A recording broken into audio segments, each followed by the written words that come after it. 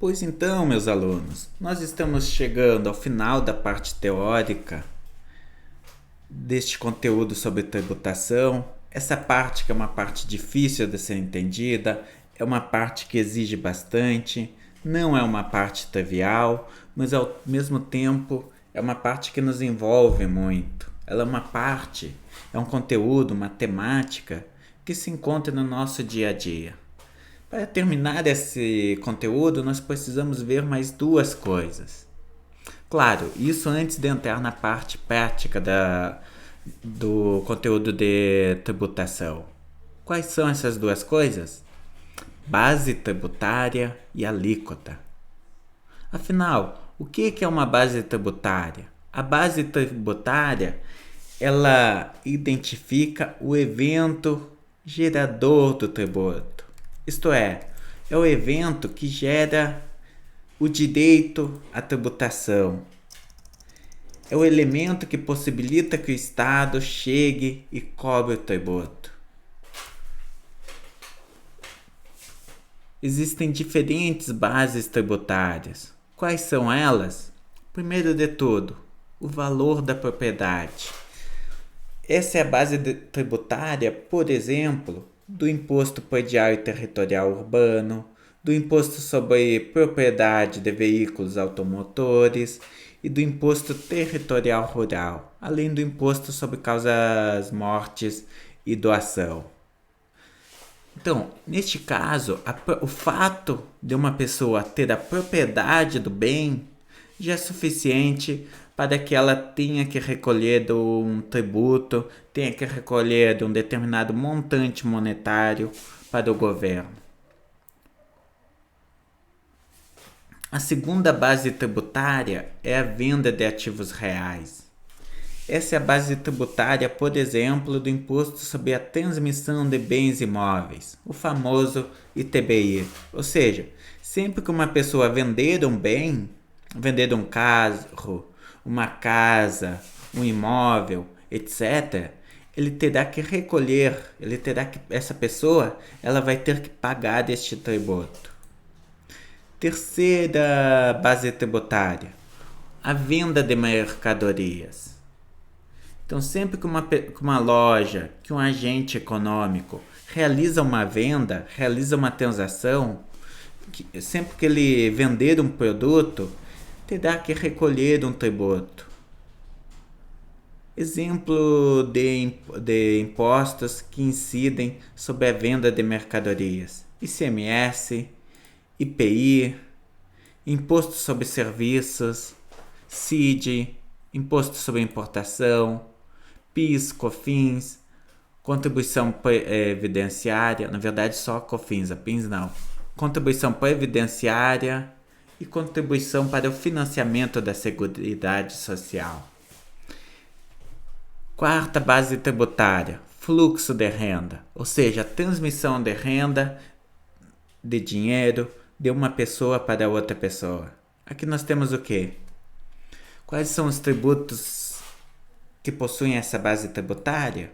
O imposto de renda e a contribuição social sobre o lucro líquido. E por fim, nós temos a nossa quinta base tributária, qual seja as transações financeiras. Nós estamos falando de quais tributos aqui?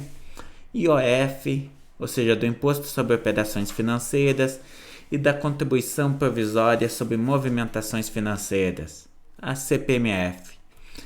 Ambos os tributos eles são pagos apenas pelo fato das pessoas realizarem uma movimentação em suas contas bancárias, pelo fato delas realizarem uma movimentação financeira. Vejam, então esses são os tributos, são as bases tributárias, são os fatores que vão gerar o direito do Estado ao recolhimento do tributo. O que é importante pontuar aqui?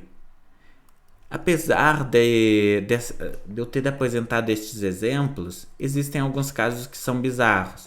O objetivo aqui não é realizar uma análise exaustiva da base apresentada pelos tributos, mas existem tributos, como por exemplo o PIS e o PASEP, que dependendo da situação eles podem ter diferentes bases tributárias.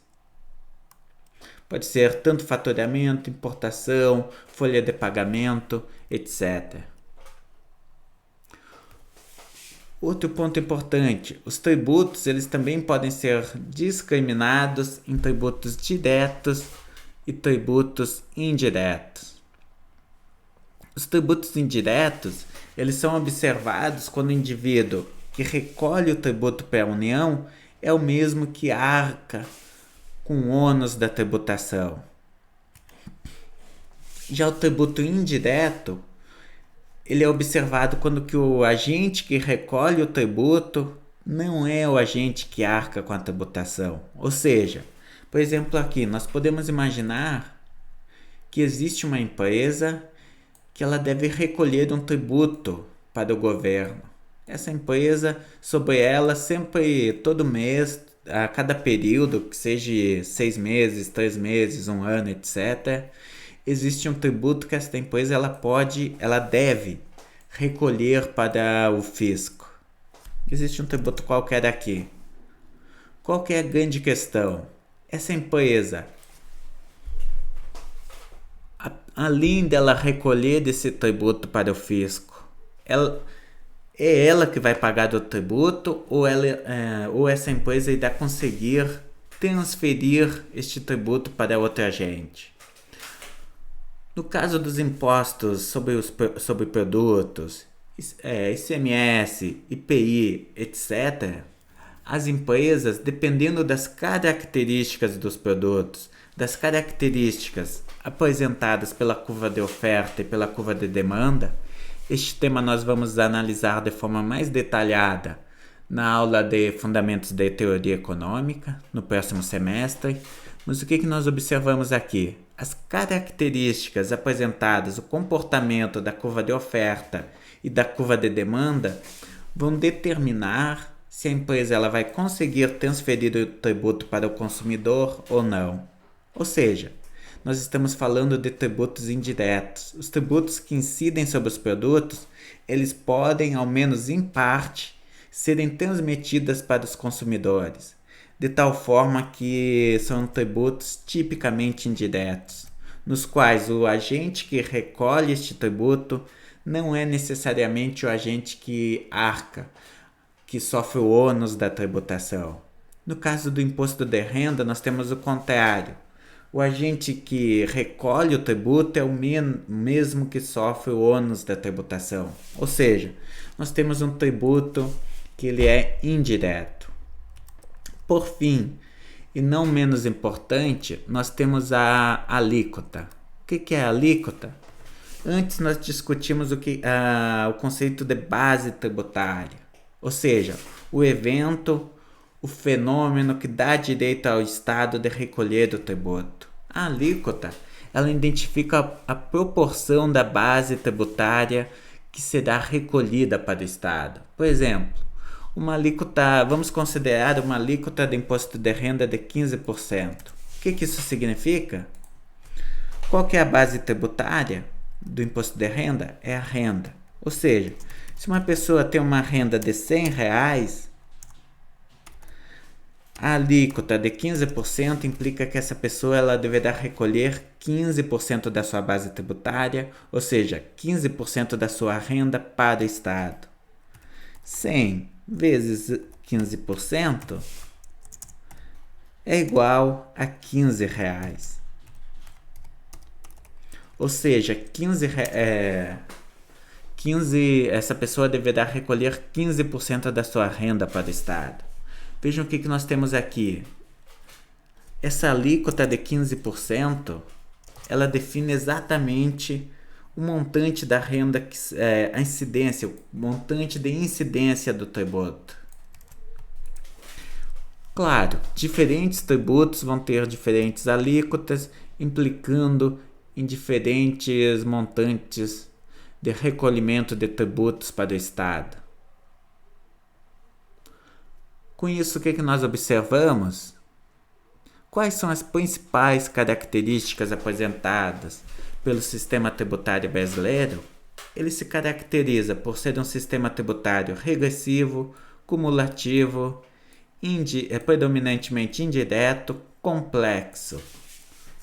Pergunto para vocês, vamos discutir agora o que significa cada uma dessas coisas. Vamos ver se vocês conseguiram entender bem o conteúdo, de tal forma que nós conseguimos fazer uma análise do sistema tributário. Por que ele é dito regressivo? Por que ele é dito cumulativo?